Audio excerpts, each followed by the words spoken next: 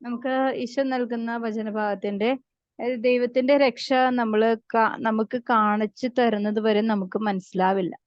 അല്ലെ? ഇപ്പൊ നമുക്ക് നമ്മുടെ ജീവിതത്തില് എന്തെല്ലാം അനുഗ്രഹങ്ങൾ കിട്ടി, എന്നിട്ട് അതെല്ലാം എവിടെ നിന്നാണ് നമുക്ക് കിട്ടിയതെന്ന് പലതും അറിയില്ല. അറിയാവോ? എല്ലാ അനുഗ്രഹങ്ങളും ഏതെല്ലാം അവസരങ്ങളിലാണ് ദൈവം നമുക്ക് നൽകിയത്, എങ്ങനെയാണ് നമുക്ക് നൽകിയത്, എന്തുകൊണ്ടാണ് നൽകിയത് എന്ന് നമുക്ക് ഏതെങ്കിലും തരത്തിൽ പൂർണ്ണമായിട്ട് മനസ്സിലാക്കാൻ പറ്റിയിട്ടുണ്ടോ? ഇല്ല. ഇല്ല. കാരണം അത് നമുക്ക് മനസ്സിലാവുന്നില്ല. ഒരു മായാലോകത്തിലാണ് നമ്മൾ ജീവിക്കണത്. കാരണം നമുക്ക് ദൈവത്തെക്കുറിച്ചുള്ള ഒരു ചെറിയ തീഷ്ണതയും ദാഹവും വരുമ്പോഴാണ് ഓരോ അനുഗ്രഹത്തിനും എനിക്ക് യോഗ്യത ഉണ്ടായിരുന്നോ, അല്ലെങ്കിൽ ആ അനുഗ്രഹം എൻ്റെ ജീവിതത്തിൽ എത്രമാത്രം പ്രാധാന്യം അർഹിച്ചതാണ്, അത് ദൈവം എനിക്ക് തന്നതിന്റെ വിലയും മൂല്യതയും മഹത്വവും ഒക്കെ അറിഞ്ഞ ദൈവത്തിന് നന്ദി പറയാനും ദൈവത്തിന് അതനുസരിച്ച് ദൈവത്തോട് ചേർന്ന് നിൽക്കുന്നതിനും എല്ലാ കാര്യത്തിലും നമുക്ക് വലിയ തീഷ്ണത ഉണ്ടാവുമായിരുന്നു.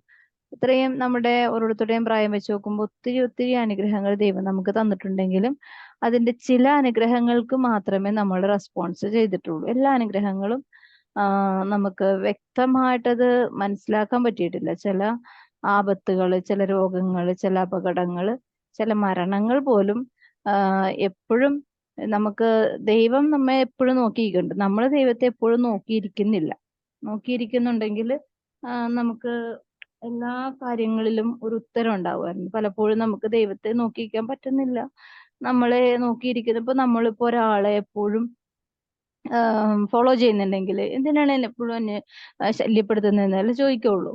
അല്ലെ? ഇപ്പൊ നമ്മുടെ വീട്ടിലെ മക്കളോട് നമ്മൾ എന്തെങ്കിലും ഒരു കാര്യം പറഞ്ഞ കാര്യം തന്നെ വീണ്ടും വീണ്ടും വീണ്ടും പല ആവർത്തി പറഞ്ഞു കഴിഞ്ഞാല് നമ്മള് മക്കളാണെങ്കിലും വീട്ടിലുള്ള വേറെ ആരാണെങ്കിലും എന്തിനാണ് ഇത് എപ്പോഴും എപ്പോഴും പറയണത്, ഞങ്ങൾക്കറിയാം ചെയ്യാനായിട്ട് എന്ന് പിന്നെ അവരുടേതായ ഇഷ്ടമനുസരിച്ചിട്ടുള്ള ഇഷ്ടക്കേട് പ്രകടിപ്പിക്കില്ലേ? പ്രകടിപ്പിക്കുവോ? ഇപ്പൊ എന്റെ മക്കളോട് പറയുമ്പോ അവര് പറയണത് ഞങ്ങൾക്ക് അറിയാം, ഞങ്ങൾ ചെയ്തോളാന്ന് പറയും. ചെയ്യൂല, ഞാൻ ഇങ്ങനെ പറഞ്ഞുകൊണ്ടേയിരിക്കും. പറഞ്ഞ് ചെയ്യിപ്പിക്കും. എന്നാലും മാത്രമേ അതപ്പോ നിർബന്ധിച്ച് അവസാനം ഒരു 10 പ്രാവശ്യം നിർബന്ധിച്ച് ചെയ്യുമ്പോ ഒരു ശരണക്കേടായതുകൊണ്ട്, അതായത് നിവൃത്തികേടായതുകൊണ്ട് അവരത് ചെയ്യും. അപ്പോ ഇങ്ങനെ ഒരു കഴിഞ്ഞ ദിവസം ഞാനിങ്ങനെ ഒരു കാര്യം പറഞ്ഞപ്പോഴേക്കും പറഞ്ഞു, ഇതെന്റെ ഓർമ്മയ്ക്കായിട്ട് ചെയ്താൽ മതിയെന്ന്. അപ്പൊ ഞാൻ അതായത് നമ്മളിപ്പോ ജീവിച്ചിരിക്കുമ്പോഴാണ് ഓരോ കാര്യങ്ങളും അവരെ കൊണ്ട് ചെയ്യിപ്പിക്കുന്നത്. ഇപ്പൊ നമ്മൾ പെട്ടെന്ന് മരിച്ചുപോയി, ഇവരെന്ത് ചെയ്യും? ഇവർക്ക് അറിയാൻ പറ്റുമോ ചെയ്യാനായിട്ട്? ചെയ്യാൻ പറ്റാനായിട്ടുള്ള ഒരു ബോധ്യം ഉണ്ടാണെങ്കിൽ നമ്മൾ ഇങ്ങനെ പല പ്രാവശ്യം ആവർത്തിച്ച് പറഞ്ഞത് ഓർത്തവരത് ചെയ്യാനായിട്ട് അവർക്ക് സാധിക്കും. അപ്പൊ ഞാൻ പറഞ്ഞപ്പോ നീ ഇപ്പൊ എവിടെയെങ്കിലും പോയി, വേറെ പുറത്ത് എവിടെയെങ്കിലും പോയല്ലേ, ഇപ്പൊ ഞാനിപ്പോ പെട്ടെന്ന് അങ്ങനെ മരിച്ചുപോയി. അപ്പൊ നിങ്ങക്ക് ഇതൊക്കെ ചെയ്യണമെന്നുണ്ടെങ്കിൽ ഈ ചെയ്യുന്ന കാര്യങ്ങൾ കണ്ട് മനസ്സിലാക്കി. അപ്പോഴാണ് പെട്ടെന്ന് ഞാൻ ഇങ്ങനെ ഓർത്തത്, ഇതെന്റെ ഓർമ്മയ്ക്കായി ചെയ്യും. ഇതാരാ പറഞ്ഞത്? ആരാ? ഈശോയാണ് പറഞ്ഞത് അല്ലേ? എന്തെന്നാ പറഞ്ഞത്? ഓരോ കുർബാനയിലും ഈശോയെ ഓർത്തുകൊണ്ടാണ് തിരു ബലിയിൽ നമ്മൾ പങ്കുകൊള്ളുന്നെങ്കിൽ അത് ഈശോയുടെ സ്മരണയെ, അതായത് ഈശോയുടെ എന്ത് സ്മരണയാണ്? പാപപരിഹാര ബലിയുടെ ഓർമ്മയെയാണ് വീണ്ടും വീണ്ടും പരിശുദ്ധ കുർബാനയിൽ ഓർപ്പിച്ച് നമ്മളെ അതിന്ന് എന്നെ വീണ്ടെടുത്തത് അങ്ങനെയാണ് എന്നുള്ള ഓർമ്മ. പക്ഷെ നമുക്ക് വ്യക്തമായി ബോധ്യമായി നല്ല പൂർണ്ണബോധ്യത്തോടു കൂടി നമുക്ക് നമ്മുടെ പാപകടങ്ങൾക്ക് വേണ്ടിയാണ് ഈ ബലി അർപ്പിക്കുന്നതെന്ന് പ്രത്യേകിച്ച് ഒരു തീഷ്ണതയോടുകൂടെ അതിനുവേണ്ടി ഒരുങ്ങി അതുപോലെ തീഷ്ണതയോടും ദാഹത്തോടും കൂടെയാണ് പരിശുദ്ധ കുർബാനയ്ക്ക് നമ്മൾ പോകുന്നതെങ്കിൽ നമുക്ക് അതിൻ്റെതായ ഒരു അനുഭവം ഉണ്ടാവും, നല്ലൊരു അനുഭവം ഉണ്ടാവും. അല്ലാതെ കൂടുന്ന പരിശുദ്ധ കുർബാനയിൽ പങ്കുകൊള്ളുന്ന ഒരാൾക്കും ഒരു അനുഭവവും ഇല്ല. രാവിലെ കുർബാനക്ക് പോകുന്നു, ഒരു റുട്ടീൻ പോലെ നമ്മളുടെ ആദ്യ കർമ്മങ്ങൾ എല്ലാം ചെയ്യുന്നു, അല്ലാതെ പ്രത്യേകിച്ച് സംഭവിക്കില്ല. ഇത് ഈ ഓർമ്മ, അതായത് നമ്മള് മറന്നു കിടക്കുന്ന പല കാര്യങ്ങളും ഈശോ സമയാസമയങ്ങളിൽ ഓർമ്മിപ്പിച്ച് തരാൻ വേണ്ടിയാണ് ജീവിതാനുഭവങ്ങള്, വേദനകള്, രോഗങ്ങള്, അനുഗ്രഹങ്ങൾ പോലും, ബർത്ത്ഡേ, വെഡിങ് ആനിവേഴ്സറി, ഇതെല്ലാം എന്താണ്? ഓർമ്മപ്പെടുത്തലാണ് അല്ലേ? അല്ലേ? അതെ നമ്മളുടെ അതെ വെഡിങ് ആനിവേഴ്സറി, ബർത്ത്ഡേ, പിന്നെ എന്താണ് ഓരോരുത്തരുടെയും, നമ്മുടെ വീട്ടിലുള്ള ഓരോരുത്തരുടെയും ഡെത്ത് ഡേ, ബർത്ത്ഡേ, പിന്നെ വെഡിങ് ആനിവേഴ്സറി, പിന്നെ എന്താണ് നമുക്ക് എന്തെങ്കിലും പ്രത്യേകമായിട്ട് അവാർഡ് കിട്ടുകയോ അങ്ങനെ എന്തെങ്കിലുമൊക്കെ അനുഗ്രഹങ്ങൾ കൂടുതൽ കിട്ടുകയോ, അല്ലെങ്കിൽ ചിലർ വണ്ടി എടുക്കുന്ന ദിവസം, അങ്ങനെ ഓരോരോ ഇഷ്ടങ്ങൾ നടത്തിയ ദിവസം, വീട് വെച്ച ദിവസം, വീടിൻ്റെതായ കാര്യങ്ങൾ, പിന്നെ പുതിയ കാര്യങ്ങളൊക്കെ, സംരംഭങ്ങളൊക്കെ ചെയ്ത് അങ്ങനെയുള്ള ഓരോ റിമൈൻഡ് ചെയ്യാനായിട്ടുള്ള ഒരു ദിവസം നമുക്കുണ്ട്. അപ്പോൾ എല്ലാത്തിലും എന്താണ്, എല്ലാത്തിലും ഈശോയുടെ ആ ഒരു ഇടപെടലുകളിൽ കൂടി നമ്മൾ സഞ്ചരിച്ചു പോകുമ്പോൾ ഇത് നമ്മൾ അറിയുന്നില്ല, ഇത് ദൈവീക ഇടപെടലുകൾ നമുക്ക് എപ്പോഴും ഉണ്ടെന്ന്, എപ്പോഴും നമ്മുടെ കൂടെ ഉണ്ടെന്ന് അറിയാറില്ല. അപ്പൊ അതുകൊണ്ട് എന്ത് പറ്റും, നമ്മളിലുള്ള ഈ അലംഭാവം, അതായത് നമുക്ക് ഒരു ആയുസ് ഒരു വർഷം കൂടി കൂട്ടിത്തന്നു എന്ന് വിചാരിച്ചിട്ട് നമ്മൾ അതുപോലെ ദൈവത്തെ, ഇപ്പൊ ഞാൻ പലരുടെയും ജീവിതത്തിൽ ഞാൻ കണ്ടിട്ടുണ്ട്, മരണത്തിൽ നിന്ന് ഇങ്ങനെ കൈ പിടിച്ച് മരണത്തിന്റെ ഭീകര മുഖം കണ്ടുകൊണ്ട്, അപ്പൊ ആ സമയത്തൊക്കെ ഭയങ്കര പ്രാർത്ഥനയും ഭയങ്കര ഭക്തിയൊക്കെ ആയിരുന്നു. പിന്നെ അതിൽ നിന്ന് റിക്കവർ ആയി കുറച്ച് നാൾ കഴിഞ്ഞപ്പോഴേക്കും ഭയവുമില്ല, ഭക്തിയില്ല, പ്രാർത്ഥനയില്ല, ഒന്നുമില്ലാത്ത ഒരു അവസ്ഥ. ഞാനപ്പോ ഓർത്തു, ഇത്രയേ ഉള്ളൂ മനുഷ്യന്റെ കാര്യം. അതായത് പിന്നെ എന്താണ്, നമ്മൾ പ്രാർത്ഥിക്കുന്നവരെ കണ്ടാൽ പോലും ഒരു ഇഷ്ടക്കേട് പോലെ ഉള്ള ഒരു മനോഭാവം, നമുക്കറിയില്ല എന്താണ്. പലപ്പോഴും പലരും പ്രാർത്ഥിക്കാൻ പറഞ്ഞു, ചിലവര് അനുഗ്രഹം പ്രാപിച്ചിട്ടുണ്ട്. അപ്പൊ അങ്ങനെ പക്ഷെ കുറെ നാൾ കഴിയുമ്പോൾ ശ്രദ്ധിക്കാറില്ല, മൈൻഡ് ചെയ്യാറില്ല. ഞാൻ ഓർക്കും എന്തെങ്കിലും ഞാൻ തെറ്റ് ചെയ്തിട്ടുണ്ടോ എന്നാവും ആലോചിച്ചിട്ട് കിട്ടാറുമില്ല. അപ്പൊ ഞാൻ ഓർക്ക് ആവശ്യം വരുമ്പോ മാത്രമുള്ള ഒരു സ്നേഹപ്രകടനം മാത്രം. ഇത് മനുഷ്യനോട് മാത്രമല്ല, ദൈവത്തോട് അങ്ങനെ തന്നെയാണ് അല്ലെ? നമ്മളിപ്പോ ഒരു സഹായം ഒരാൾ ചെയ്തു കൊടുത്ത അന്നേരം ഭയങ്കര സ്നേഹവും ഭയങ്കര ബഹുമാനം, ആദരവൊക്കെ ആയിരിക്കും. കുറച്ച് നാൾ കഴിയുമ്പോൾ അതങ്ങാട് തേഞ്ഞു മാഞ്ഞു പോയി, പിന്നെ ഒന്നും ഇല്ലാണ്ടായി പോകും. ഇത് മനുഷ്യനോട് കാണിക്കുന്ന അത് വലിയ അപകടമൊന്നും അല്ല എന്ന് നമുക്ക് തോന്നാം. കാരണം മനുഷ്യനോട് കാണിക്കുന്നതിന് അതിന്റെ 4 ഇരട്ടിയാണ് ദൈവത്തോട് കാണിക്കുക. മനുഷ്യരോട് കാണിക്കുന്നതിന്റെ 4 ഇരട്ടി ദൈവത്തോടും കാണിക്കും.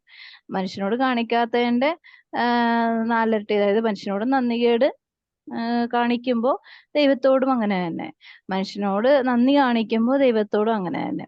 അപ്പോ ഇത് മനുഷ്യൻ പെട്ടെന്ന് മറന്നു പോവുകയാണ്. ദൈവം തരുന്ന അനുഗ്രഹങ്ങളെ പെട്ടെന്ന് തന്നെ മറന്നു പോകാൻ പിശാച്, ഈ ലോകത്തിന്റെ രൂപിയുണ്ടല്ലോ, നമുക്ക് ചുറ്റും ലോകത്തിന്റെ രൂപിയുണ്ട്. ഇന്ന് ഞാനൊരു ലേറ്റ് മാസിന് പോയി. അപ്പൊ എനിക്ക് ആ വ്യക്തിയെ നന്നായിട്ട് അറിയാം, എന്റെ നെയ്ബറും കൂടി ആയിരുന്നു.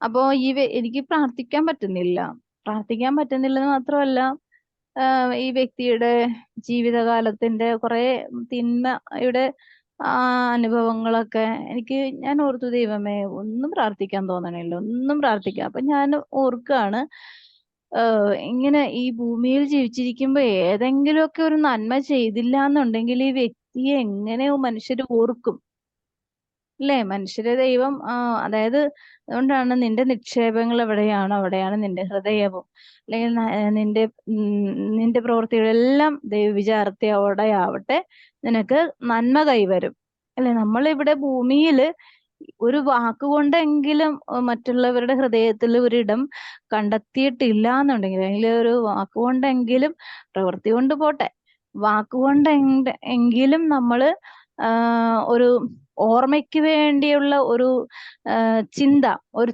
പുഞ്ചിരിയെങ്കിലും ബാക്കി വെക്കാതെ നമ്മൾ ഇവിടുന്ന് കടന്നു പോയാൽ നമ്മുടെ ആത്മാവിനെ സഹായിക്കാൻ ഒരാളും ഉണ്ടാവില്ല. പിന്നെ ആരുടെയും എന്താണ്, എല്ലാവർക്കും വേണ്ടി പ്രാർത്ഥിക്കുന്ന ഒരു സമൂഹം ഉണ്ടല്ലോ. നമ്മളിപ്പോ ഇവിടെ ലോകം മുഴുവനും വേണ്ടിയുള്ള ഒരു ഇന്റർസെഷനാണ്, മധ്യസ്ഥ പ്രാർത്ഥനയാണ് ഈ കൂട്ടായ്മയിലും. അപ്പൊ അതുകൊണ്ട് നമുക്ക് ഇങ്ങനെ പ്രാർത്ഥിക്കുമ്പോൾ നമ്മുടെ കുടുംബത്തിനും ആ ഒരു അനുഗ്രഹം കിട്ടും. പക്ഷെ ഇതൊന്നും അറിയാത്ത കുറേ ജനസമൂഹങ്ങൾ, കോടിക്കണക്കിന് മനുഷ്യരുടെ ഇടയിലാണ് നമ്മൾ ഈ കുറച്ച് പേര് ഇരുന്ന് ഇങ്ങനെ പ്രാർത്ഥിക്കുന്നത്. അപ്പോൾ അത് നമുക്ക് കിട്ടിയൊരു വലിയൊരു ഗിഫ്റ്റാണ്. അപ്പോ ഇത് എന്തുകൊണ്ടാണ് നമ്മൾ പ്രാർത്ഥിക്കുക പറഞ്ഞാൽ എന്താണ്, നമുക്ക് ദൈവത്തിനെ കുറിച്ച് ഒരല്പമെങ്കിലും, ഒരു തരിമ്പെങ്കിലും നമുക്ക് കിട്ടിയ അറിവ് കൊണ്ടാണ്, ബോധ്യം കൊണ്ടാണ് നമ്മൾ പ്രാർത്ഥിക്കുന്നത്. അത് നമുക്ക് എന്തായി മാറും? നമ്മളുടെ സുരക്ഷിതത്വമായി മാറ്റുവാൻ ദൈവം നമ്മെ ഇടയാക്കും. അപ്പോ നമ്മൾ ഇവിടെ നമുക്കറിയാലോ, ഒരു മണിക്കൂറോ അല്ലെങ്കിൽ ഒരു മിനിറ്റ് പോലും നമുക്ക് ആയുസ് നമ്മളുടെ കഴിവ് കൊണ്ട് ഉണ്ടാക്കുന്നില്ല. സെക്കൻഡ് മതി നമ്മുടെ ജീവൻ പൊലിഞ്ഞു പോകുവാൻ. എന്നിട്ടും നമ്മളുടെ പ്രായം വെച്ച് നോക്കി എത്ര വർഷം നമ്മളെ കാത്തു പരിപാലിച്ചു. ദൈവത്തെ സ്നേഹിക്കാത്ത വ്യക്തികളെയും സ്നേഹിക്കുന്ന വ്യക്തികളെയും ദൈവം കാത്തു പരിപാലിച്ചു. ദുഷ്ടന്റെയും ശിഷ്ടന്റെയും മേൽ മഴയും മഞ്ഞും പെയ്യിക്കുന്ന കർത്താവിന്റെ മുമ്പിലാണ് നമ്മൾ ജീവിക്കുന്നത്. ഇത് തിരിച്ചറിയുമ്പോഴാണ്, ഇത് തിരിച്ചറിവുള്ള മക്കൾക്കാണ് ദൈവകൃപയുടെ സുരക്ഷിതത്വം അനുഭവിക്കുവാൻ ഇടയാകുന്നത്. അപ്പൊ നമ്മൾ മരിച്ചാലും ജീവിച്ചാലും ഈ ഭൂമിയിൽ എന്തെങ്കിലുമൊക്കെ കരുതി വെക്കുക എന്ന് പറഞ്ഞാൽ നമ്മുടെ ആത്മാവിന്റെ സുരക്ഷിതത്വത്തിന് ഉപകരിക്കുന്ന രീതിയിലുള്ള ഒരു ലൈഫ്, ഒരു മണിക്കൂറത്തെ ലൈഫെങ്കിലും കരുതി വെക്കുക. ഏതോ ഒരു എന്താണ്, ജോൺ മരിയ വിയാനി പുണ്യാളിന്റെ മുമ്പിൽ ഒരു വിധവയായ സ്ത്രീ വന്ന് ചോദിക്കുന്നുണ്ട്, എന്റെ ഭർത്താവ് ഇപ്പോ നരകത്തിലാണോ സ്വർഗത്തിൽ പോകില്ലെന്ന് അവർക്ക് നല്ല ബോധ്യമുണ്ട്, അപ്പൊ ശുദ്ധീകരണ സ്ഥലത്തിൽ ഉണ്ടാവോ എന്ന് ഞാൻ ചോദിക്കുന്നുണ്ട്. അപ്പോ വിശുദ്ധൻ പറയുന്നുണ്ട്, നിന്റെ ഭർത്താവ് ഇങ്ങനെ പ്രാർത്ഥിക്കുമ്പോ വിശുദ്ധൻ ഒരു വിഷം കാണുകയാണ്, പൂ പറിച്ച് കൊടുക്കുന്നതായിട്ട്. അപ്പൊ പൂ പറിച്ച് കൊടുക്കുന്നതായിട്ട് കാണിക്കുമ്പോൾ അതെന്താന്ന് ചോദിക്കുമ്പോൾ, അത് ഞാൻ മാതാവിന്റെ മുമ്പിൽ വെക്കാനുള്ള പൂ പറിക്കാൻ ഒരിക്കൽ ഹസ്ബൻഡിനോട് ഞാൻ ആവശ്യപ്പെട്ടപ്പോ എനിക്ക് പറിച്ചു തന്നതാണ് എന്നിങ്ങനെ പറഞ്ഞു. അപ്പോ വിശുദ്ധൻ പറയുകയാണ്, ഒരിക്കലും നിന്റെ ഭർത്താവ് നരകത്തിലല്ല, കാരണം ഈ ഒരു പ്രവൃത്തിയെ പ്രതി നിന്റെ ഭർത്താവ് സുരക്ഷിതമായി ശുദ്ധീകരണ സ്ഥലത്തിലുണ്ട് എന്ന് പറയണം. അപ്പൊ അത്രയും അതായത് ഈ വ്യക്തിക്ക് വിശ്വാസമൊന്നും ഉണ്ടായിട്ടൊന്നുമല്ല, ഭാര്യ വെറുതെ കാഷ്വലായിട്ട് പറഞ്ഞത്, ഭർത്താവും കാഷ്വലായിട്ട് ചെയ്തു.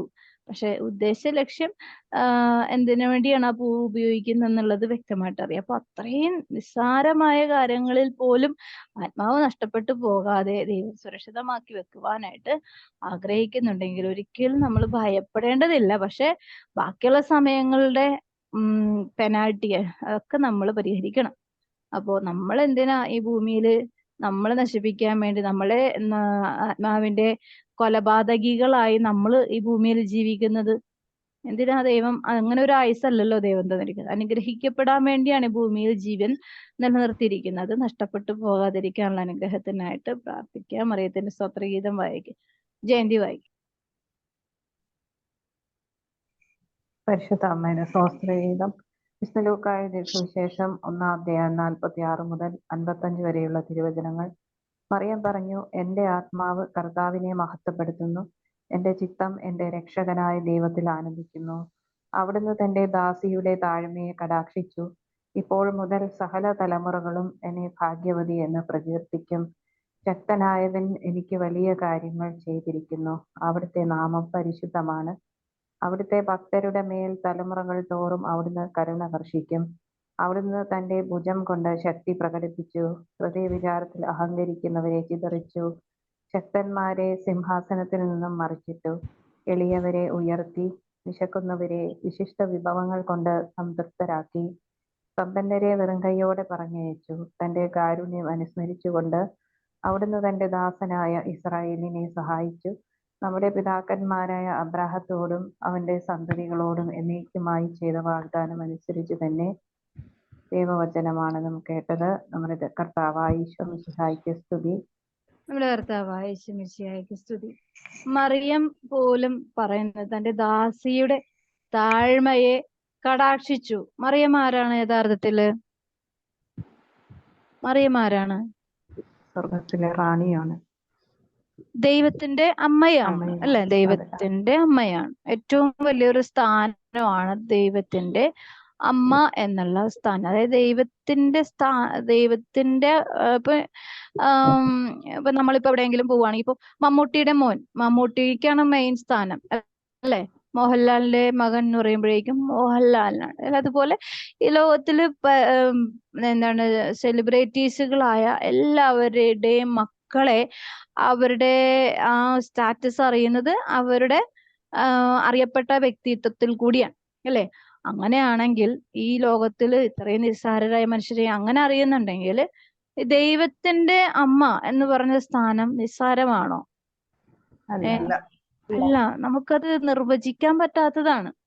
പക്ഷെ മറിയം പറയണ എന്താണ്? തന്റെ ദാസിയുടെ ദൈവത്തിന്റെ ദൈവത്തിനേക്കാൾ വലുതാണോ, അല്ലെങ്കിൽ ദൈവത്തിന്റെ അമ്മ എന്ന് പറഞ്ഞാൽ എന്തായാലും അല്ലെ, ഇപ്പൊ നമ്മളിപ്പോ അമ്മമാര് മക്കൾ എന്ന് പറയുമ്പോഴേക്കൊരു പ്രായ വ്യത്യാസവും അതേപോലെ ഒരു വ്യത്യാസമുണ്ട് അല്ലെ. അമ്മമാർ ഒരിക്കലും എടിവാടി പോടി എന്നൊന്നും വിളിക്കുവോ? ആ ഒരു ബഹുമാനം അല്ലെങ്കിൽ ആ ഒരു പ്രാധാന്യം ആ പ്രായത്തിനും ആ ജീവിതത്തിനോടൊരു പ്രത്യേകമായ ഒരു ആദരവുണ്ടാവും അല്ലേ? ഉണ്ടാവൂലേ? പക്ഷെ ദൈവത്തിന്റെ മുമ്പില് ആരാന്ന് പറയണത്? ദാസിയാണ്. അമ്മ ദാസിയാണ്. ഒരു അതായത് ദൈവത്തിന്റെ ആഗ്രഹത്തെ അനുസരിച്ച് പ്രവർത്തിക്കുവാനായിട്ട് എപ്പോഴും തീഷ്ണതയോടുകൂടെ ആയിരിക്കുന്ന ഒരു പരിശുദ്ധമായ ഒരു വ്യക്തിത്വം. ഈ വ്യക്തിത്വം ആരെയാണ് ആരാധിക്കുന്നത്? ദൈവത്തെ ആരാധിക്കുന്നത്. അപ്പോ നമുക്ക് ക്ലിയർ ആണല്ലോ, ദൈവത്തെയാണ് മറിയം ആരാധിക്കുന്നത്. അപ്പൊ നമ്മൾ മറിയത്തെ ആരാധിക്കോ? ഇല്ല. നമുക്ക് എല്ലാവർക്കും അറിയാം മറിയം ദൈവത്തിലേക്കാണ് നമ്മളെ വിളിച്ച് ചേർത്ത് വെക്കുന്നതെങ്കിൽ മറിയത്തെ നമ്മൾ ആരാധിക്കേണ്ട ആവശ്യമില്ല. മറിയത്തെ ആരാധിക്കുക എന്ന് പറഞ്ഞാൽ എന്താണ്? അത് ദൈവ കൽപ്പന ലംഘനമാണ് അല്ലെ. നിന്റെ ദൈവമായ കർത്താവിനെ പൂർണ്ണ മനസ്സോടും പൂർണ്ണാത്മാവോടും പൂർണ്ണ ഹൃദയത്തോടും കൂടെ സ്നേഹിക്കണമെന്ന് പറഞ്ഞാല് അത് മറിയം അത് ലംഘിച്ചു കഴിഞ്ഞാൽ പിന്നെ ഈ ലോകത്തിന്റെ അവസ്ഥ മൊത്തം താളം തെറ്റും അല്ലെ. ഒരിക്കലും മറിയം അങ്ങനെ ആരെയും ഇതുവരെട്ടും എന്നെ ആരാധിക്കണമെന്ന് മറിയം പറഞ്ഞിട്ടില്ല. ബൈബിള് പറഞ്ഞിട്ടില്ല, വിശുദ്ധര് പറഞ്ഞിട്ടില്ല. സത്യവിശ്വാസത്തെ വിശ്വസിക്കുന്ന സത്യത്തിന്റെ യഥാർത്ഥ സത്യബോധ്യമുള്ള ഒരു വ്യക്തിയും മറിയത്തെ ഇന്ന് വരെ കത്തോലിക്ക സഭ പോലും മറിയത്തെ ആരാധിക്കണമെന്ന് ഉള്ളൊരു പഠനം ഇന്ന് വരെ പഠിപ്പിച്ചിട്ടില്ല. പക്ഷെ അത് പഠിപ്പിച്ചിട്ടില്ലെങ്കിലും മനുഷ്യരുടെ ഹൃദയത്തിൽ അമ്മയ്ക്കൊരു പ്രത്യേക സ്ഥാനമുണ്ടെന്നുള്ളത് ഈ ക്രിസ്തുവിന്റെ അമ്മ, ദൈവത്തിന്റെ അമ്മ സ്വയം വെളിപ്പെടുത്തിയതിനേക്കാൾ അധികമായിട്ട് ക്രിസ്തു തന്നെയാണ് നമ്മളെ പഠിപ്പിച്ചു തന്നത് അല്ലേ. അതിന്റെ ഏറ്റവും വലിയൊരു ഉദാഹരണം എന്താണ്? കുരിശിന്റെ ചുവട്ടിൽ നിൽക്കുന്ന അമ്മയെ തന്നെയാണ് അല്ലെ. ഇതാ നിന്റെ അമ്മ എന്ന് പറയുമ്പോ അവിടെ ആ സ്ഥാനം എന്ന് പറയുന്നത് ഈ ലോകത്തിന്റെ അമ്മയെ എന്ന് തന്നെയാണ് പ്രതിനിധീകരിച്ചുകൊണ്ട് ഈ ജനത്തിന്റെ എല്ലാ മനുഷ്യരുടെയും പ്രതിനിധിയായിട്ട് ശിഷ്യനായ യോഹന്നാൻ ശ്ലീഹായെ നിർത്തിക്കൊണ്ട് ഇതാ നിന്റെ അമ്മ എന്ന് പറയാനായിട്ട് അവിടെ വേറൊരാൾ അത്ര ധൈര്യപൂർവ്വമോ സ്നേഹപൂർവ്വം അവിടെ നിന്നിട്ടുണ്ടായിരുന്നില്ല. അപ്പോ ഈ ശിഷ്യനിൽ കൂടി ലോകത്തോട് പറയുകയാണ് ഇതാ നിന്റെ അമ്മ. അതായത് ഒരു കൈമാറ്റം. അതായത് ഇനി എന്റെ അമ്മയെ നോക്കേണ്ടത് ആരാണ്? നമ്മൾ ഓരോരുത്തരുമാണ് അല്ലേ. അമ്മയുടെ കണ്ണുനീരും അമ്മയുടെ സ്നേഹവും അമ്മയുടെ കരുണയും സ്നേഹവും എല്ലാം സ്വീകരിക്കുന്ന നമ്മൾ ഓരോരുത്തരുമാണ് അമ്മയെ പരിപാലിക്കേണ്ടത്, അമ്മയെ ശുശ്രൂഷിക്കേണ്ടത്, അമ്മയുടെ കണ്ണുനീര് മാറ്റേണ്ടത്, അമ്മയുടെ സ്നേഹത്തിന്റെ അവകാശികളാകേണ്ടത്. അല്ലാതെ അമ്മയെ ആരാധിക്കാനായിട്ട് ഒരിക്കലും അമ്മ പോലും ആഗ്രഹിക്കാറില്ല. ഒരിക്കലും എന്നോട് ഇങ്ങനെ അതായത് ഞാനൊരു ധ്യാനത്തിന് പോവാണ്. അപ്പൊ അവിടെ ധ്യാനത്തിന് പോയപ്പോഴേക്കും ലാസ്റ്റ് രാത്രിത്തെ ആണ്. അപ്പം അവിടെ മാതാവിന്റെ നല്ല ബ്യൂട്ടിഫുൾ ആയിട്ടുള്ള ഒരു സ്റ്റാച്ചു ഒരു സിസ്റ്ററാണ് നടത്തുന്നത് ആ ധ്യാനം. വരദാനങ്ങളുടെ ധ്യാനം എന്ന് പറയും. ഞാൻ വരദാനങ്ങളിൽ ഞാൻ കൂടിയിട്ടില്ല. ഇപ്പൊ അങ്ങനെ ഒരു ആഗ്രഹം തോന്നി അങ്ങനെ പോയതാ. പക്ഷെ എനിക്ക് ആവശ്യമായത് കിട്ടി, ബാക്കിയുള്ളതൊക്കെ ഞാൻ അവോയ്ഡ് ചെയ്ത് കളഞ്ഞു. പക്ഷെ അന്ന് ഞാൻ ഇരുന്ന് രാത്രിത്തെ സെക്ഷനിൽ അപ്പൊ അന്ന് എന്തൊക്കെയോ പറഞ്ഞു. അന്നൊന്നും എനിക്ക് അത്ര കാര്യങ്ങളൊട്ടും വലിയ കാര്യങ്ങളൊന്നും എനിക്ക് അറിയില്ല. അപ്പൊ അതുകൊണ്ട് മാതാവിന്റെ ഈ സ്റ്റാച്ചു എടുത്ത് താഴ്ത്തി വെച്ചു കഴിഞ്ഞപ്പോഴേക്കും താഴ്ത്തി വെച്ചിട്ട് മാതാവിനെ വെച്ചിട്ട് അഡോറേഷൻ ചെയ്യുന്ന പോലത്തെ ഒരു ഇതാണെന്ന് തോന്നി. ഞാൻ പക്ഷെ ഈ താഴ്ത്തി വെച്ചപ്പോ ഞാൻ ഇങ്ങനെ ഓർക്കുന്ന എന്തിനിങ്ങനെ താഴ്ത്തി വെക്കുന്നത്, എന്ത് പൊട്ടത്തരവ് കാണിക്കണം എന്നൊക്കെ ഞാൻ മനസ്സുകൊണ്ട് പറയുന്നുണ്ട്. പക്ഷെ ഇവര് പ്രെയർ തുടങ്ങി, ഞാൻ തന്നെ ഇരുന്ന് ഉറങ്ങിപ്പോയി. ഉറങ്ങിപ്പോയെന്ന് പറഞ്ഞത് പിന്നെ ആ സെക്ഷൻ കഴിയുന്നത് വരെ ഉറങ്ങിപ്പോയി. അവിടെ എന്താ സംഭവിച്ചതെന്നും എനിക്കറിയില്ല. അപ്പൊ അന്ന് എനിക്ക് ഭയങ്കര മനസ്സിലൊരു ഉറങ്ങിപ്പോയതിന്റെ വിഷമമല്ല, ഞാൻ ഉറങ്ങിപ്പോയത് കൊണ്ട് ഞാൻ രക്ഷപ്പെട്ടു എന്നുള്ളതിലായിരുന്നു എൻ്റെ. പക്ഷെ എന്തിനാണ് അങ്ങനെ അവർ ചെയ്തത് എന്നുള്ളത് എൻ്റെ ഉള്ളിലൊരു വിഷമമായിരുന്നു. കാരണം അങ്ങനെ ഒരിക്കലും എത്ര വലിയ ഇതാണെങ്കിലും അമ്മയിലേക്ക് എല്ലാരും അടുപ്പിക്കുക എന്നുള്ളത് ഈശോയിലേക്ക് അടുപ്പിക്കാൻ വേണ്ടിയാണ് അമ്മ അതായത് ഒരിക്കൽ പോലും അമ്മ ചേർത്ത് പിടിച്ച് അമ്മയിലേക്ക് ഒരിക്കലും മക്കളെ ഒതുക്കി നിർത്താറില്ല. നിർത്തിയിട്ടുണ്ടോ? ഏതെങ്കിലും വ്യക്തിയെ ഈശോയെ കാണാതെ അമ്മയെ മാത്രം സ്നേഹിക്കണമെന്ന് പറഞ്ഞ് ഏതെങ്കിലും വ്യക്തിയെ നിർത്തിയതായിട്ട് ചരിത്രത്തിൽ ഞാൻ ഇതുവരെയിട്ടും കേട്ടിട്ടില്ല. ഒരിക്കലും മറിയം തന്റെ മക്കളെ ദൈവത്തിലേക്ക് അടുപ്പിക്കാൻ വേണ്ടി അല്ലാതെ വേറൊന്നും ഇന്ന് വരെ പ്രവർത്തിച്ചിട്ടില്ല. അപ്പം കാരണം എന്താ? മറിയത്തിന്റെ ആരാധന എപ്പോഴും ദൈവത്തിലാണ്. അപ്പൊ അതിലേക്ക് അടുപ്പിക്കും. ഇപ്പൊ ഞാനിപ്പോ ഒരു കൃപ എനിക്ക് ദൈവകൃപ സ്വീകരിക്കാനായിട്ട് ഇടയാക്കി. എൻ്റെ ഉള്ളിൽ എന്താണ്?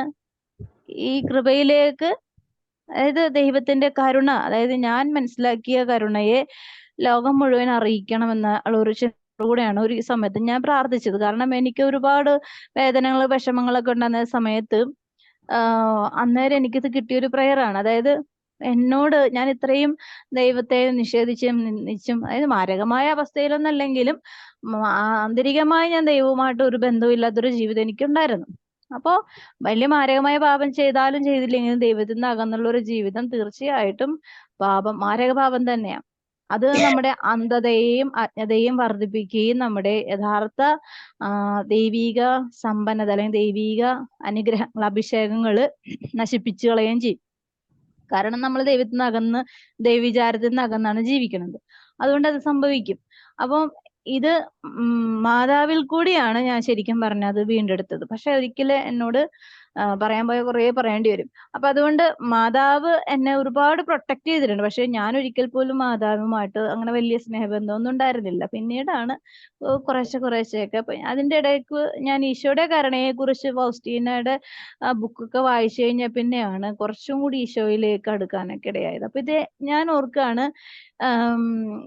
ഞാൻ അറിയാതെ ഈശോയിലേക്കും ഫൗസ്റ്റീന അമ്മയുടെ ഈ കരുണയെ കുറിച്ചൊക്കെ അറിയാനായിട്ട് എന്നെ സഹായിച്ചത് മാതാവ് തന്നെയാണ്. കാരണം വഴിതെറ്റി പോകാൻ ഒത്തിരി സാധ്യതകളുണ്ട്, മരണപ്പെട്ടു പോകാൻ, ആത്മഹത്യ ചെയ്യാൻ, അങ്ങനെയുള്ള കുറെ സാധ്യതകൾ ഉണ്ടായിരുന്നിട്ടും അതിലേക്കൊന്നും പോകാതെ ദൈവം എന്നോട് കാണിക്കുന്ന കരുണയെ കുറിച്ച് പഠിപ്പിച്ചു തന്നത് മറിയത്തിൽ കൂടി തന്നെയാണ്. അപ്പം ഇത് നമുക്ക് അറിയില്ല. നമ്മളിപ്പോ ചിലപ്പോൾ മരിച്ചു കഴിയുമ്പോഴായിരിക്കും നമ്മൾ പോയ വഴികൾ, തെറ്റായ വഴികളും ശരിയായ വഴികളും എങ്ങനെയൊക്കെയാണ് കൊണ്ടുപോയതെന്നൊക്കെ നമുക്ക് ഇപ്പൊ മാതാവ് വന്ന് നമ്മുടെ അടുത്ത് വന്നിരുന്ന് പറഞ്ഞാലും നമുക്ക് മനസ്സിലാവില്ല. പിന്നെന്താണ്, നമുക്ക് ചിലപ്പോൾ നമ്മുടെ ആ ശുദ്ധിയുള്ള ജീവിതം കാരണം നമുക്ക് മാതാവിന്റെ സാന്നിധ്യമൊക്കെ ഭയവും ഒരു വല്ലാത്ത ഉത്കണ്ഠയൊക്കെ വരാം. അപ്പോ എല്ലാം നമുക്ക് ഈ ഭൂമിയിൽ വെച്ച് മനസ്സിലാകാനായിട്ട് സാധിക്കില്ല. അപ്പൊ അതുകൊണ്ട് എല്ലാം ഒരു ഭാഗ്യം, ഒരു ചെറിയ നിഴല് പോലെയാണ്, നമ്മുടെ ഷാഡോ ആയിട്ടാണ് പലപ്പോഴും മറിയം നമ്മളെ കൈപിടിച്ച് നടത്തുന്നത്.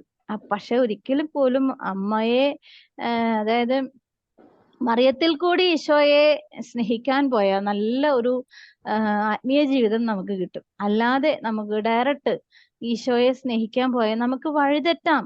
കാരണം നമുക്ക് വിശുദ്ധ യോഹന്നാൻ സ്ലീഹയ്ക്ക് തന്നെ ഒന്നും മനസ്സിലായിട്ടുണ്ടായില്ല, അല്ലെ? ഈശോയുടെ കൂടെ 3 വർഷം മുട്ടി ഉരുമി ജീവിച്ചിട്ടും ഈശോയുടെ ശിഷ്യനായിരിക്കുമ്പോൾ തന്നെ നമുക്ക് സ്വർഗത്തിൽ നിന്ന് തീ ഇറക്കി ഇവരെ കൊന്നുകളയാം എന്ന് പറഞ്ഞ ഒരു ശിഷ്യനും കൂടിയാണ് യോഹന്നാൻ സ്ലീഹ, അല്ലേ? അങ്ങനെ പറഞ്ഞിട്ടില്ലേ? അപ്പൊ ഈശോയുടെ ശിഷ്യന്മാര് അങ്ങനെയുള്ള ആൾക്കാരായിരിക്കാമോ? ഈശോ സ്നേഹമല്ലേ? കൊന്നുകളയുന്ന ആൾക്കാരുടെ സ്വഭാവം ഈശോയുടെ ശിഷ്യന്മാർക്കുണ്ടാകാമോ? അങ്ങനെ ഒരു സ്വഭാവ അവസ്ഥയുണ്ട്. അതായത് നാച്ചുറലായിട്ട് ആ വ്യക്തിക്കുള്ള എടുത്തുചാട്ടമുള്ള ഒരു വ്യക്തിത്വമായിരുന്നു. അപ്പോൾ അതുകൊണ്ട് ഈശോയുടെ കൂടെ ജീവിച്ചിട്ട് പോലും ആ സ്വഭാവത്തിനൊന്നും മാറ്റം വന്നില്ല. പക്ഷെ മറിയത്തിന്റെ കൂടെ ജീവിച്ചു കഴിഞ്ഞപ്പോ യഥാർത്ഥ റൂട്ട് മനസ്സിലാക്കി ജീവിക്കാൻ, ഈശോയുടെ സ്നേഹം, ഈശോയുടെ യഥാർത്ഥ ദൈവ സ്നേഹത്തിന്റെ ആഴം മനസ്സിലാക്കുവാനായിട്ട് മറിയത്തിൽ കൂടിയുള്ള ജീവിത ശൈലി, എങ്ങനെയാണ് ഈശോയുടെ യഥാർത്ഥ ശിഷ്യനാവുക എന്നുള്ള ഒരു വ്യക്തമായ ബോധ്യത്തിലേക്ക് മറിയത്തിൽ കൂടി ജീവിച്ചപ്പോഴാണ്, മറിയം കൂടെ ജീവിച്ചപ്പോൾ അതൊരു വലിയൊരു ഭാഗ്യം തന്നെയാണ് ഈ ശിഷ്യന് കിട്ടി. വേറെ ഒരു ശിഷ്യന്മാർക്ക് അങ്ങനെ ഒരു ഭാഗ്യം കിട്ടിയിട്ടില്ല. അതുകൊണ്ടാണ് ഈ ശിഷ്യന്മാരിൽ ഏറ്റവും അവസാനം മരിച്ച ആരാണ്? യോഹന്നാൻ. യോഹന്നാൻ സ്ലീഹാണ് അല്ലെ. അവസാനം വരെ, അതായത് മറ്റു ശിഷ്യന്മാരുടെയൊക്കെ സുവിശേഷങ്ങളെക്കാൾ കുറേയും കൂടി ഒരു പ്രത്യേകമായ ആഴമായ സ്നേഹം വിശുദ്ധ ഗ്രന്ഥത്തിൽ കൂടി നമ്മളെ അറിയിച്ചതും ആരാണ്? ഈ ശിഷ്യൻ തന്നെയാണ് അല്ലെ. അപ്പോ എന്താണ് കാര്യം എന്ന് വെച്ചാല്, മറിയം പഠിപ്പിച്ചു കൊടുത്ത പാഠശാലയിൽ കയറി പഠിക്കാനുള്ള, ആ യൂണിവേഴ്സിറ്റിയിൽ കയറാനുള്ള ഒരു ചാൻസ് കിട്ടിയതിന്റെ ഒരു അനുഗ്രഹമാണ്. അപ്പൊ ഒരിക്കൽ പോലും മറിയം ഈ ഈശോയിലേക്കല്ലാതെ വേറൊന്നിലേക്കും ഫോക്കസ് ചെയ്യുന്നില്ല. മാത്രമല്ല മറിയത്തെ ആരാധിക്കാനായിട്ടോ മറിയത്തിലേക്ക് ഫോക്കസ് ചെയ്യാനോ ഒരാളെ പോലും ഇന്ന് വരെ പ്രചോദനം കൊടുത്തിട്ടില്ല. കാരണം മറിയത്തെ കൂടി പറയുന്ന കാര്യങ്ങൾ വ്യക്തതയുണ്ടെന്ന് നല്ല ബോധ്യമുണ്ട്. കാരണം മറിയം എന്ന വ്യക്തിയെ ഒരു മനുഷ്യന്റെ ബുദ്ധി കൊണ്ട് ചിന്തിച്ചാല് മനസ്സിലാവില്ല. അതുകൊണ്ടാണ് മറിയത്തെ ഇന്ന് നിന്ദിക്കാൻ കുറെ മനുഷ്യരുള്ളത്. അതായത് മറിയത്തിന്റെ പരിശുദ്ധിയെ എനിക്ക് പറഞ്ഞു തരാൻ അറിയില്ല, അത്രമാത്രം. അത് ഞാൻ സാധാരണ വ്യക്തിയെ ഞാൻ അറിയും തോറും എനിക്ക് എന്താണ്, ഞാൻ വട്ടപൂജ്യത്തിലാണ് നിൽക്കുന്നതെന്ന് എനിക്ക് എപ്പോഴും തോന്നിയിട്ടുള്ളത്. ഇന്ന് വരെ ഒരുപാട് കാര്യങ്ങൾ മാതാവ് ഇങ്ങനെ പറഞ്ഞു തരുന്നുണ്ടെങ്കിലും നമ്മൾ അറിയും തോറും ആഴക്കടലാണ് മറിയം. അതാണ്. പക്ഷേ നമ്മളുടെ കൂടെ ഇപ്പോ ഉണ്ട് എന്നുള്ളൊരു വിശ്വാസമാണ് നമ്മളെ കൂടുതൽ ശക്തിപ്പെടുത്തുന്നതും സഹായിക്കുന്നതും. നമുക്ക് ഈശോ നൽകുന്ന ആ തിരുവചന ഭാഗം ഫിലിപ്പി 1:21. എനിക്ക് ജീവിതം ക്രിസ്തുവും മരണം നേട്ടവുമാണ്. ഇത് ആര് പറഞ്ഞാണ്? പൗലോസ് ലീഹ പറഞ്ഞതാണ് അല്ലെ. അപ്പൊ നമുക്കറിയാം, എനിക്ക് ജീവിതം ക്രിസ്തുവും മരണം നേട്ടവുമാണെന്ന് മറിയവും പറഞ്ഞിട്ടുണ്ട് അല്ലെ. ഈശോ മരിക്കാൻ പോകുന്ന സമയത്ത് എന്നെയും കൂടെ കൊണ്ടുപോകണമെന്ന് ഒരുപാട് പ്രാവശ്യം ഈശോയോട് പറഞ്ഞു. കാരണം വരാനിരിക്കുന്ന മരണത്തെക്കുറിച്ച് ഈശോയെ പോലെ തന്നെ അമ്മയ്ക്കും അറിയാം അല്ലെ. അപ്പൊ ആ വേദന സഹിക്കാനുള്ള ഒരു മാനസിക ഒരുക്കം മറിയം ആഗ്രഹിച്ച് ഒരുങ്ങുന്നുണ്ടെങ്കിലും അത് സാധിക്കാൻ പറ്റാത്ത വിധം തളർന്നു പോകുന്നുണ്ട്. പക്ഷെ ഈശോ അതിനെ അനുവദിക്കുന്നില്ല. വിശുദ്ധ കാതറിൻ എമറിച്ചിന്റെ പുസ്തകത്തില് വ്യക്തമായിട്ട് പറയുന്നുണ്ട്, മറിയത്തിൽ കൂടിയാണ് ഇനിയുള്ള മനുഷ്യര് ഈശോയുടെ സ്നേഹത്തിലേക്ക് ഏറ്റവും ശക്തമായ വിജയം വരിക്കാനായിട്ട് ഇടയാക്കുന്നത്. അതുകൊണ്ട് മറിയം ജീവിക്കണം എന്ന് പറഞ്ഞ് പിന്നെയും കുറെ കാലം കഴിഞ്ഞതിന് ശേഷമാണ് മറിയം ഈ ഭൂമിയിൽ നിന്നും എടുക്കപ്പെടുന്നത്. അപ്പോ ഈശോയെ അനുസരിക്കുക എന്ന് പറയുന്നതും ഈശോയുടെ മുമ്പില് ജീവൻ മരണ പോരാട്ടത്തിൽ കൂടി മറിയം ഈ ഭൂമിയിൽ ജീവിക്കുകയായിരുന്നു. അതായത് പലർക്കും, ചില വ്യക്തികളിലെല്ലാവരും സാധാരണ മനുഷ്യരാണ്. അവിടെ മിക്ക വീടുകളിലും ഇങ്ങനെ മക്കള് മരിച്ചു പോകുമ്പോൾ, മാതാപിതാക്കൾ നിൽക്കുക മക്കൾ മരിച്ചു പോകുമ്പോൾ അവർക്ക് ഭയങ്കര, അത് എത്ര പ്രായമുള്ള ആളാണെങ്കിലും ഭയങ്കര വിഷമമാണ് അല്ലെ. മാതാപിതാക്കൾ ജീവിച്ചിരിക്കെ മക്കള് മരിച്ചു പോകുമ്പോൾ അവർക്കുണ്ടാവുന്ന ഹൃദയ വേദനയുടെ ഭീകരത ഒന്ന് ആലോചിച്ച് നോക്കിയാൽ, അത് ചിലപ്പോൾ എന്തെങ്കിലും രോഗമായിട്ടായിരിക്കാം, ആക്സിഡന്റ് മൂലമായിരിക്കാം, ഏത് തരത്തിലും മരിക്കാം. ചിലപ്പോൾ പ്രസവത്തോടെ മരിക്കാം, കുറച്ചുകൂടി പ്രായമായി മരിക്കാം, വാർദ്ധക്യത്തിൽ മരിക്കാം, മധ്യവയസ്സിൽ മരിക്കാം. എന്താണെങ്കിലും മാതാപിതാക്കൾ ജീവിച്ചിരിക്കുമ്പോൾ മക്കൾ മരിക്കുമ്പോൾ ഭയങ്കര പ്രയാസം തന്നെ, അത് ഉൾക്കൊള്ളാൻ പറ്റില്ല. ഒരു കാര്യം മനസ്സിലാക്കിയാൽ മതി, ഈ മറിയത്തിന്റെ മുമ്പില് ഈശോ മരിച്ചതുപോലെ നമ്മുടെ മക്കളോ നമ്മുടെ ജീവിതങ്ങളോ ഒന്നും തകരപ്പെടാൻ ദൈവം അനുവദിച്ചിട്ടില്ല. സംഭവിച്ചിട്ടുണ്ടോ എന്ന് ആലോചിച്ച് നോക്കിയേ. ഒരിക്കൽ പോലും മറിയം ഏറ്റെടുത്ത ദൈവിക ദൗത്യങ്ങളുടെ അംശം പോലും നമ്മുടെ ജീവിതത്തില്, ഏറ്റവും അംശം പോലും നമ്മുടെ ജീവിതത്തിൽ അനുവദിച്ചിട്ടില്ല, ജനനം മുതൽ മരണം വരെ. എന്താന്ന് വെച്ചാല് മറിയത്തിന് സ്തോത്രം, ഇതിലെ 1-ാമത്തെ വാക്യം എന്താ പറയണത്? എന്റെ ചിത്തം എന്റെ രക്ഷകനായ ദൈവത്തിൽ ആനന്ദിക്കുന്നു. ഈ ആനന്ദം എന്താണ്? അത് വേദനയുണ്ട്, പ്രതികൂലങ്ങളുണ്ട്, മുറിവുകളുണ്ട്, സങ്കടങ്ങളുണ്ട്, വ്യാകുലങ്ങളുണ്ട്. ഇതെല്ലാം അറിയാം. അത് ദൈവ ആരാധനയുടെ മുമ്പിൽ ആനന്ദമാക്കി മാറ്റിയ ഒരു വ്യക്തിത്വമാണ് മറിയം. അതുകൊണ്ടാണ് നമുക്ക് എല്ലാ വേദനകളും മറിയത്തിൽ കൂടി ഹീലിംഗ് പവർ കിട്ടുന്നത്. അല്ലെ, നമ്മളിപ്പോ ആലോചിച്ച് നോക്കിയ ഒരു യാത്രയിൽ ഭയങ്കരമായ ഒരു ക്ലേശം അനുഭവിക്കുകയാണ്. മറിയത്തെ ആലോചിച്ചാൽ മതി. മറിയം എത്രമാത്രം വേദനയിൽ കൂടി, അതായത് നിറവയറോടുകൂടെ നമ്മളിപ്പോ നമുക്ക് ഒരുപാട് സമ്പത്തുണ്ട്, പക്ഷെ നമ്മള് ഒരു പ്രത്യേക അവസ്ഥയിൽ ഏതെങ്കിലും പ്രവാസിയായിട്ട് ജീവിക്കുന്ന ഒരു അവസ്ഥയാണ്. നമ്മുടെ കയ്യിൽ കുറെ സമ്പത്തുണ്ടെന്നുണ്ട് കാര്യമില്ല. കാരണം നമ്മൾ സമ്പത്ത് ഒരു വശത്ത് കിടക്കുകയാണ്, പക്ഷെ നമുക്ക് ആ സ്പോട്ടിൽ നമുക്ക് ഉപകാരപ്പെടാത്ത അവസ്ഥയിൽ, നിസ്സഹായാവസ്ഥയിൽ, ദാരിദ്ര്യാവസ്ഥയിൽ, മറ്റുള്ളവരുടെ വീടുകളുടെ മുമ്പിൽ ഇങ്ങനെ കൊട്ടി അടക്കപ്പെട്ട വാതിലുകളുടെ മുമ്പിൽ അപമാനിക്കപ്പെട്ടൊക്കെ മുമ്പിൽ കൂടി അടക്കുകയാണ്. പക്ഷെ സമ്പത്ത് എന്ന് പറഞ്ഞാൽ എന്താണ്? കയ്യിലിരിക്കുന്ന സമ്പത്ത് എന്ന് പറഞ്ഞാൽ അത് മനുഷ്യന്റെ ബുദ്ധി കൊണ്ട് ചിന്തിക്കാൻ പറ്റാത്ത ഏറ്റവും വലിയ സമ്പത്താണ്. ദൈവം തന്നെയായ സമ്പത്തിനെ കയ്യില് പിടിച്ചുകൊണ്ട് അല്ലെങ്കിൽ ഉദരത്തിൽ വഹിച്ചുകൊണ്ട് ഇങ്ങനെ സഞ്ചരിക്കുകയാണ് അല്ലെ. നമ്മള് അതെല്ലാം അറിഞ്ഞുകൊണ്ടാണ് ഈ വേദനകളെല്ലാം സഹിക്കുന്നത്. അവസാനം കിട്ടിയ സ്ഥലമാണെങ്കിൽ ഏറ്റവും വികൃതമായ നികൃഷ്ടമായ ഒരു സ്ഥലം. പക്ഷെ അവിടെ ഒന്നും അമ്മയ്ക്ക് പരാതിയില്ലാതെ ഇതൊക്കെ എന്തുകൊണ്ടാണ് ഇതൊക്കെ അമ്മ അങ്ങനെ സഹിക്കാനായിട്ട് അമ്മയ്ക്ക് സാധിച്ചത്? എന്തുകൊണ്ടാണ്? ക്രിസ്തു ഏറ്റവും പ്രാധാന്യം അർഹിക്കുന്ന ഒരു വ്യക്തിത്വത്തെ ദൈവം കയ്യിലേക്ക് കൊടുക്കുമ്പോ ഒരു നിസ്സാരമായ ഒരു വ്യക്തിയുടെ കയ്യിലേക്കല്ല കൊടുത്തത് അല്ലെ. അത്രമാത്രം പ്രേഷ്യസ് ആയി, ലോകത്തിൽ അത്രമാത്രം പ്രേഷ്യസ് ആയിട്ടുള്ള ഒരു വ്യക്തിത്വമായിരുന്നു മറിയം. അതുകൊണ്ട് എന്താ സംഭവിച്ചത്? ഈ വേറൊരു വ്യക്തിത്വത്തില് ഇനി അതായത് ലോകത്തിൽ വേറെ എന്ത് വേണമെങ്കിലും സൃഷ്ടിക്കാൻ പറ്റും. ഇനി മറിയത്തെ പോലൊരു മറിയത്തെ നമുക്ക് ഒരിക്കൽ ദൈവത്തിന് സൃഷ്ടിക്കാൻ പറ്റില്ലെന്ന് പല വിശുദ്ധരും പല അവരുടെ വിശുദ്ധ ജീവിത ചരിത്ര ബുക്കിൽ എഴുതി വെച്ചിട്ടുണ്ട്. അപ്പൊ മറിയത്തെ പോലെ ഒരിക്കൽ പോലും മറിയത്തെ പോലൊരു വേറൊരു മറിയം ഇനി ഉണ്ടാവില്ല. അങ്ങനെ ജീവിച്ചൊരു വ്യക്തിത്വമാണ്. അതുകൊണ്ട് എന്താ, ദൈവം മറിയത്തിന് നേട്ടമാണെങ്കിൽ ദൈവത്തിൽ കൂടി ലഭിക്കുന്ന സങ്കടങ്ങളും വേദനകളും ദുരിതങ്ങളും അതേപോലെ നേട്ടങ്ങളാണ് അല്ലെ. മനസ്സിലാവുന്നുണ്ടോ?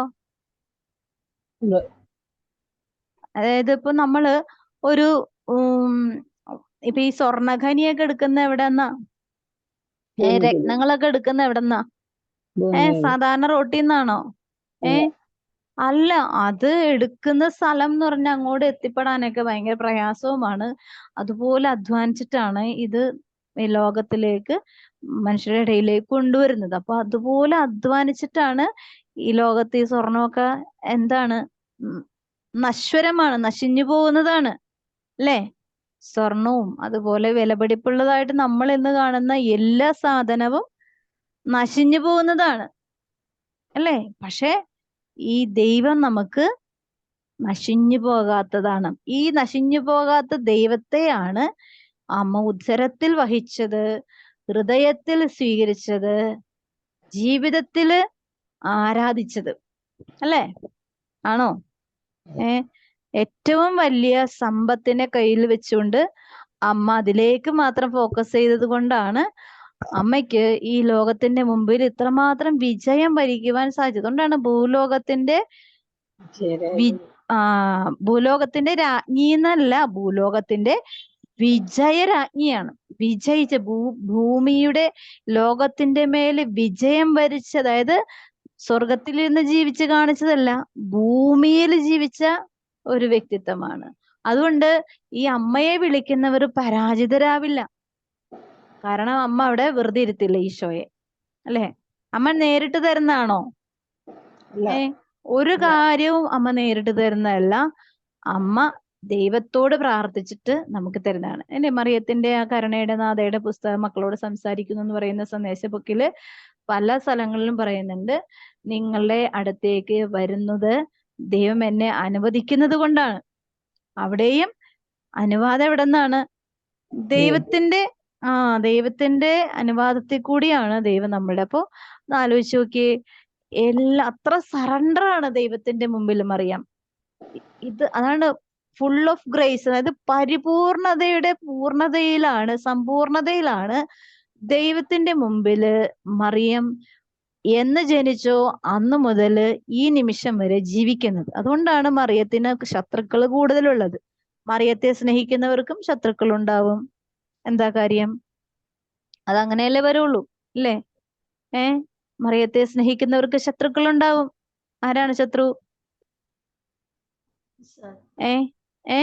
മറിയത്തിന് ശത്രു ആരാണ്? പിശാചാണ്, അല്ലേ?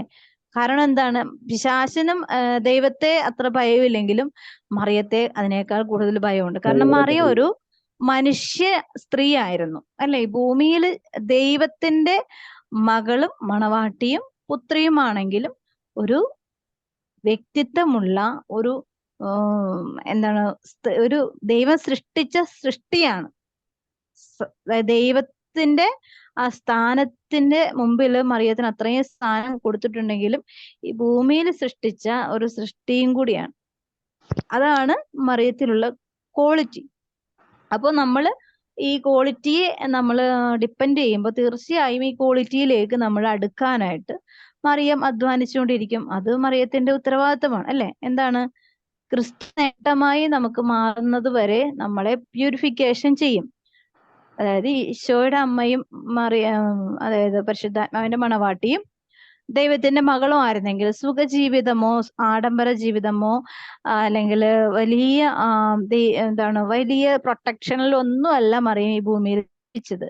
എങ്ങനെയാണ് ജീവിച്ചതെന്ന് എല്ലാവർക്കും അറിയാവുന്നതായതുകൊണ്ട് ഞാനത് പറയുന്നില്ല. അപ്പൊ അതുകൊണ്ട് അതിന്റെ ഒരു കണിക നമുക്ക് ഉണ്ടാവും. അപ്പോൾ ക്രിസ്തുവിലേക്കുള്ള ആ ലക്ഷ്യബോധത്തിലേക്ക് എത്തുവാനായിട്ടാണ് ഈ സങ്കടങ്ങളും വേദനകളും നഷ്ടങ്ങളും എല്ലാം വരുന്നത്. പിന്നീട് എന്തായാലും നമുക്ക് മാറും? ഏറ്റവും വലിയ ലാഭമായി മാറും. അതുകൊണ്ടാണ് പൗലോസ്ലീഹയ്ക്ക് ഇതെല്ലാം വ്യക്തമായിട്ട് അറിയാം. അതായത് ക്രിസ്തു, അതായത് ആരാണ് എൻ്റെ അമ്മയും ശിഷ്യന്മാരും എന്ന് പറയുന്നുണ്ട്. ഈശോയെ കാണാനായിട്ട് മറിയം പഠിപ്പിച്ചുകൊണ്ടിരിക്കുന്ന ആ സ്ഥലത്തേക്ക് മറിയവും ശിഷ്യന്മാരൊക്കെ വരുമ്പോഴേക്കും സഹോദരങ്ങളും വരുമ്പോഴേക്കും പറയുന്നുണ്ട്, എന്താണല്ലേ ആ വാക്കുകളൊക്കെ ഞാൻ ആദ്യമൊക്കെ വായിക്കുമ്പോ ഈശോ ഇങ്ങനെ പറയണെന്നൊക്കെ ഓർത്തു. പിന്നെ എനിക്ക് മനസ്സിലായത് ഈശോ എന്താ ഫോക്കസ് ചെയ്തത്? ആരാണ് എൻ്റെ അമ്മയും ശിഷ്യന്മാരും എന്ന് ചോദിക്കുമ്പോ എന്താ പറയണത്? ചൂണ്ടിക്കാണിച്ചിട്ട് പറയാണ് എൻ്റെ അമ്മ ഈ മറിയമാണെന്ന് അത്ര കൺഫേം ആയിട്ട് പറയണമെങ്കിൽ അമ്മ അമ്മയായി ജീവിച്ച ഒരു അമ്മയുടെ വ്യക്തിത്വത്തെ ലോകത്തിലേക്ക് വെളിപ്പെടുത്തി കൊടുത്തതാണ്, അല്ലെ? ഇപ്പൊ ഈശോ വളരെ പരിശുദ്ധിയുടെ ജീവിതം നയിക്കുകയാണ്. പക്ഷെ അമ്മ അമ്മയുടെ ഇഷ്ടത്തിനനുസരിച്ചാണ് ജീവിച്ചിരുന്നെങ്കിൽ ഈശോയുടെ ക്വാളിറ്റിയും അമ്മയുടെ ക്വാളിറ്റിയും വെച്ച് നോക്കുമ്പോൾ എന്തോ ഒരു അവസ്ഥയായിരിക്കും, അല്ലെ? നമ്മളെ വിശ്വാസത്തിൽ ഇപ്പൊ നമ്മൾ ഭയങ്കര വിശ്വാസത്തിലും ദൈവസ്നേഹത്തിലൊക്കെ ജീവിക്കുകയാണ്. പക്ഷെ നമ്മുടെ മക്കള് ആ ഒരു ലൈഫിലേക്ക് വരുന്നില്ല. അപ്പൊ മൂന്നാമതൊരാള് കാണുമ്പോൾ പറയും, ഓ അമ്മ ഭയങ്കര പ്രാർത്ഥനയൊക്കെ, മക്കള് കണ്ടില്ലേ എന്തവസ്ഥയില ജീവിക്കുന്നത്, വളർത്തു ദോഷമാണെന്ന് പറയില്ലേ? പറയോ? പറയും. കേക്കുന്നുണ്ടോ? അതായത് അങ്ങനെ പറയും. ഇത് അമ്മയും കേട്ടിട്ടുണ്ട്. കുരിശിന്റെ ചുവട്ടിൽ നിന്ന് ഈശോയെ ക്രൂരമായ മരണവേദനയ്ക്ക് വിട്ടുകൊടുക്കുമ്പോഴേക്കും ഈ അമ്മയും ഇതുപോലെ കേട്ടിട്ടുണ്ട്. അവിടെയും നമുക്ക് ആശ്വസിക്കാനായിട്ട്, അവിടെയും നമുക്ക് വലിയൊരു പ്രതീക്ഷയുണ്ട്. അപ്പോൾ നമുക്ക് പ്രതീക്ഷിക്കാവുന്ന ഏറ്റവും അതാണ് പ്രത്യാശയുടെ മാതാവേ എന്നുകൂടി ഇപ്പൊ കൂട്ടിച്ചേർത്തത് ഫ്രാൻസിസ് പാപ്പ. അപ്പൊ അതുകൊണ്ട് നമുക്ക് പ്രത്യേകം പ്രാർത്ഥിക്കാം. നമ്മുടെ ലക്ഷ്യം തെറ്റുമ്പോഴാണ് നമ്മുടെ മരണം നമുക്ക് ഭീകരമായ അപകട അല്ലെങ്കിൽ ഭയം ജനിപ്പിക്കുന്ന ഒരവസ്ഥയിലേക്ക് എത്തുന്നത്. നമുക്ക് ക്രിസ്തുവിനെ ലക്ഷ്യം വെച്ച് നമ്മൾ ഏത് പാതാളത്തിലേക്ക് ഇറങ്ങിയാലും നമുക്കൊരു പ്രശ്നമില്ല. കാരണം മരണം പോലും നമുക്ക് നേട്ടമാണ്. ഞാൻ പലപ്പോഴൊക്കെ ആലോചിക്കാം, മരിച്ചു കഴിഞ്ഞാൽ ഒന്ന് രക്ഷപ്പെട്ടെന്ന്, എല്ലാം രക്ഷപ്പെട്ടെന്ന്. പക്ഷെ ഒന്നും രക്ഷപ്പെടൂല. കാരണം നമ്മൾ ഇവിടെ ചെയ്തു തീർക്കേണ്ട ഒരു പണിയും ചെയ്തു തീർത്തിട്ടില്ല. ഞാൻ മരിക്കാൻ ദൈവം ഒരു സമയം കരുതി വെച്ചിട്ടുണ്ടല്ലോ. ആ സമയത്തിന് മുമ്പേ ഞാൻ അങ്ങനെ ആഗ്രഹിക്കുന്നത് തന്നെ പൈശാചികമായ ചിന്തയാണ്. അപ്പോ അല്ലാതെ ഉള്ള മരണം, അതായത് നാച്ചുറലായിട്ട് നമ്മൾ മരിക്കാൻ ദൈവം അനുവദിച്ചിട്ടുള്ള സമയത്ത് നമ്മൾ മരിക്കുന്നത് ആ വ്യക്തിയുടെ രക്ഷയുടെ സമയമാണ്. അപ്പോ അല്ലാതെ മരിക്കുന്നത് എന്താണ്? അപകടമാണ്. അപ്പോ ഈ ക്രിസ്തുവിനെ ലക്ഷ്യം വെച്ചുള്ള ഒരു ജീവിതത്തിൽ എല്ലാ വിശുദ്ധർക്കും മരണം ഭയങ്കര ആസ്വാദ്യമായ ഒരു വിരുന്നുകാരനെ പോലെയായിരുന്നു. പക്ഷെ ദൈവസ്നേഹമില്ലാത്തൊരു വ്യക്തിക്ക് ഒരു കോമാളിയെ പോലെയാണ് മരണം, അല്ലെ? ദൈവഭയമില്ലാതെ ദൈവാരാധനയില്ലാതെ ജീവിക്കുന്ന ഒരു വ്യക്തിക്ക് എന്താണ് മരണം? ഒരു വികൃതമായ കോമാളിയെ പോലെ. കാരണം അവൻ ആഗ്രഹിക്കാത്ത ഒരു വിരുന്നുകാരനാണ് മരണം. അവനെ ആക്രമിച്ച് കീഴ്പ്പെടുത്തുന്ന പൈശാചികതയാണ് മരണം. അപ്പൊ എന്താണ് അവന്റെ ലക്ഷ്യം? ക്രിസ്തുവല്ലാഞ്ഞത് കൊണ്ടാണ് ആ മരണം ഭീകരമായ ആ പീഡനത്തിനിരയായത്. പക്ഷെ ക്രിസ്തുവിനെ സ്നേഹിച്ചിരുന്നെങ്കിൽ തീർച്ചയായും മരണം ഒരു ആസ്വാദ്യമായ ഒരു വിരുന്നായി മാറിയാനെ, അല്ലേ? മാറൂല്ലേ? ക്രിസ്തുവിനെ സ്നേഹിക്കുന്ന എല്ലാവർക്കും ഈശോയുടെ കൂടെ ജീവിക്കാനല്ലേ ഇഷ്ടം? ആണോ? നിങ്ങൾക്ക് എന്താ ഭയങ്കര ക്ഷീണമുണ്ടോ? ഇന്നൊരു റെസ്പോൺസ്, ഒരു എനർജറ്റിക് അല്ലല്ലോ. അപ്പൊ ഈശോയുടെ നമ്മളെല്ലാവരും മരിക്കും, പക്ഷെ ക്രിസ്തുവിനെ ലക്ഷ്യം വെച്ചുകൊണ്ട് തന്നെ ജീവിച്ചു മരിക്കുവാനുള്ള ഒരു അനുഗ്രഹമായ വചനമാണ് പരിശുദ്ധ അമ്മ ജീവിച്ചത്, വിശുദ്ധ ഔസേപ്പിതാവ് ജീവിച്ചത്, സകല വിശുദ്ധരും ജീവിച്ചത് ഈ ലക്ഷ്യം വെച്ചുകൊണ്ടാണ്. ഈ ലക്ഷ്യത്തിന്റെ ഒരംശമെങ്കിലും നമ്മുടെ ജീവിതത്തിൽ അധ്വാനിച്ച് ഫലപ്രാപ്തിയിലെത്തുവാനുള്ള അനുഗ്രഹത്തിനായിട്ടും അതിന് സാധിക്കാത്ത മക്കളെ ഈശോയുടെ കരുണയിലേക്ക് ചേർത്ത് വെച്ച് നമുക്ക് പ്രാർത്ഥിക്കാം. ഈശോയുടെ തിരുഹൃദയത്തിൽ